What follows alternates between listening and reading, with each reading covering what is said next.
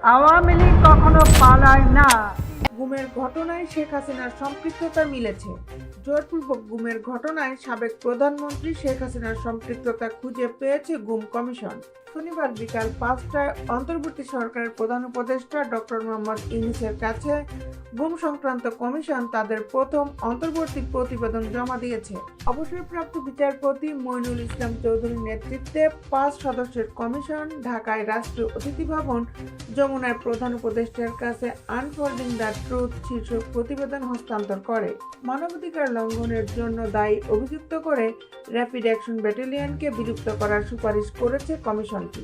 এর আগে 5ই নভেম্বর সকালে গুম কমিশনের সম্মেলন কক্ষে এক সাংবাদিক সম্মেলনে কমিশনের চেয়ারম্যান বলেন, 1 অক্টোবর পর্যন্ত 1006-এরও বেশি গুমের অভিযোগ পেয়েছে গুম কমিশন। এরই মধ্যে সাক্ষাৎকার নেওয়া হয়েছে 140 জনের।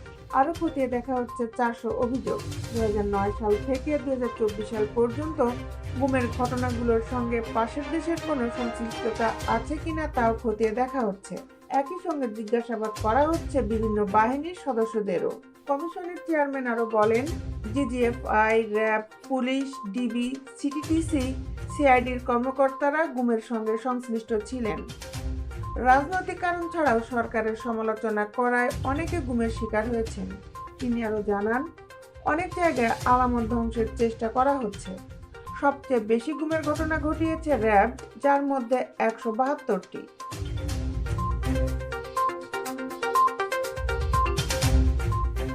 দেশ বিদেশের আপডেট নিউজ পেতে আমাদের সাথেই থাকুন। Justice television, Dhaka.